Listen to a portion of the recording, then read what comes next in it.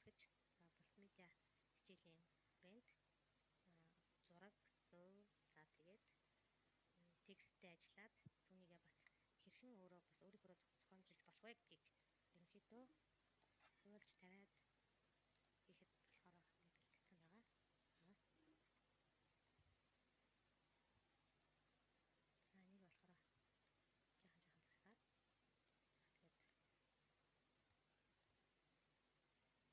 тэгээд за нэг байдлаа. За тэгээд энийг болохоор жоохон бэкграундын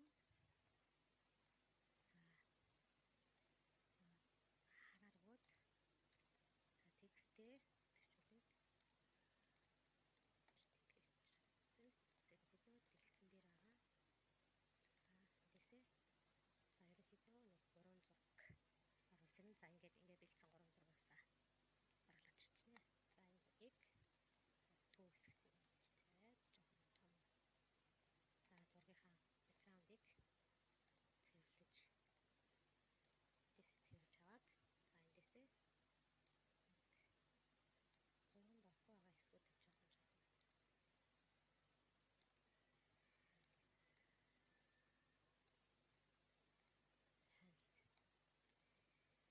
За хүүхдүүдэд маш хурдан зургаа янзалж цэвэрлж авах гэдэг утгаараа за тэгээд бас лейерийн яг зургийн давхаргын наан цаанахыг бас ойлгуулахын тулд ингээд зургийнхаа одоо ихний удаад бол гэсэн чанарт нэг хаахгүйгээр ингээд маш хурдан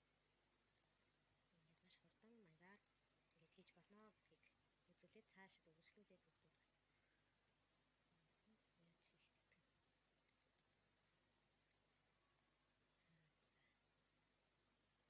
За энэ зургийг тавиад дэсэн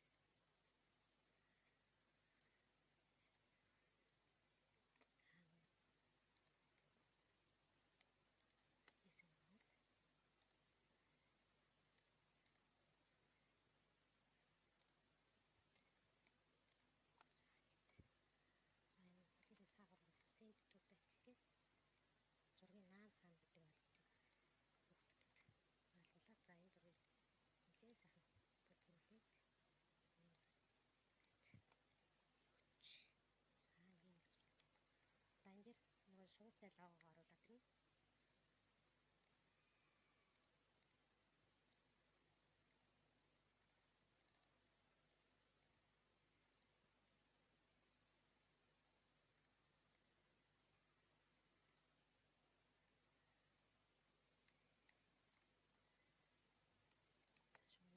Цэцэж тавиад за дахиад дунд нь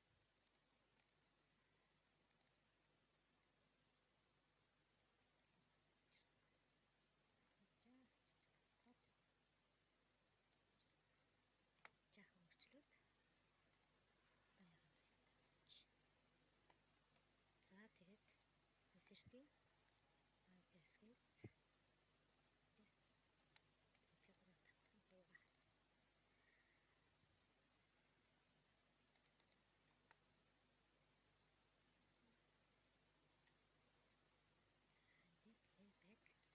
Playback автоматлагдсан гэж.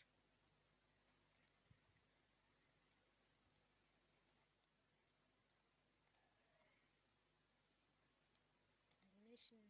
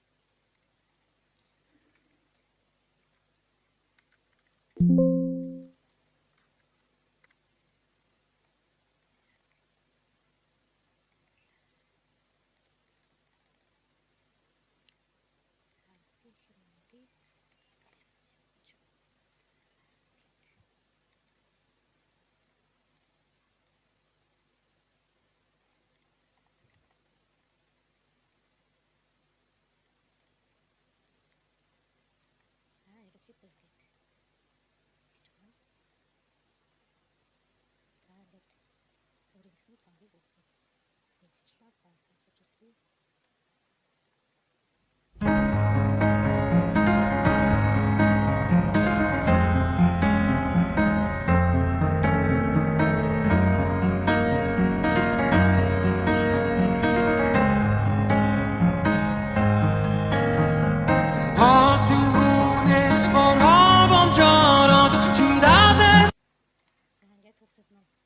Айгуу сонирхолтой байдлаар өөрийн гэсэн за сонсох дууныхаа цомгийг ингээд хийчих болно гэдгийг ойлгож авсан. За үүнийг болохоор бид ерөнхийдөө хадгалахдаа ямар өргөтгөлөөр хадгалах вэ гэдэг нь маш чухал. За тэгээд хадгалаад яг юу хийх гэж байгаа вэ гэдгийг эхлээд мэдчих юм бол за хадгалах өргөтгөлөө зөв хийх бол айгуу боломжтой гэдгийг бас ингээс авдаг. За эндээс презентацийн хэлбэрээр байж болж байна. За тэгтэл MP4-оор хадгалж бас болно. За тэгч бид ерөнхийдөө саяны хийсэн зүйлсээ ямар өргөтгөлтэй хадгалснаас болоод яг юу хийх гэж байгаа, юу ч хийж бас болно гэдгийг гэж харуулж байгаа. За PowerPoint програм дээр хийсэн зүйлс маань за ингээд хөдөлгөөнд зургаар хадгалах юм бол иймэрхүү болж үүсч гарч ирж байгаа. За MP4-оор хадгалах юм бол